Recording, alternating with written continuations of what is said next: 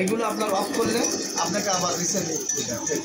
এই জন্য যখনই আপনি দেখবেন যে মিটারের কোনো সমস্যা, মিটারে পয়েন্ট উঠতেছে না, আপনি অবশ্য ওই পয়েন্টটা মাথায় রেখে মনে রেখে আপনি এই সুইচটা অফ করে দেবেন।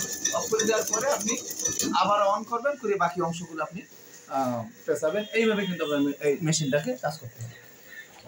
তো দেখেন তাহলে কিন্তু আপনি এই যে আপনার কিন্তু আমি 280 পেজ কিন্তু কমপ্লিট করে আমি আপনাদেরকে দেখাবো। দেখেন এবং কত সুন্দরভাবে টাইটভাবে এটা কিন্তু পেস্ট পাবেন।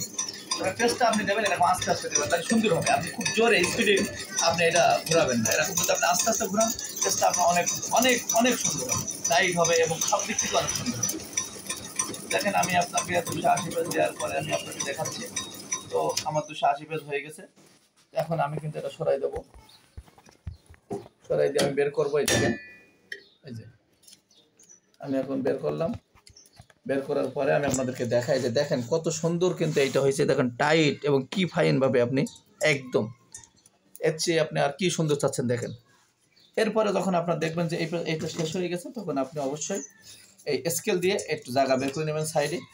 এইভাবে সাইডে জায়গা বের করে নেবেন, নেওয়ার পরে আপনি পরবর্তী পেজটা যখন দেবেন একই সিস্টেমে এই ফাইবার লাম্বা ঢুকাই একই সিস্টেমে আপনি উল্টা ঘুরাবেন। দেখেন এখানে হিউজ পরিমাণ জায়গা, এই সাইডে আপনাকে অর্ধেকেরও কম জায়গা লাগছে কিন্তু এই পারের অংশ, কারণ এখানে আমি সুন্দরভাবে আপনার টাইট করে বাধাই করেছি।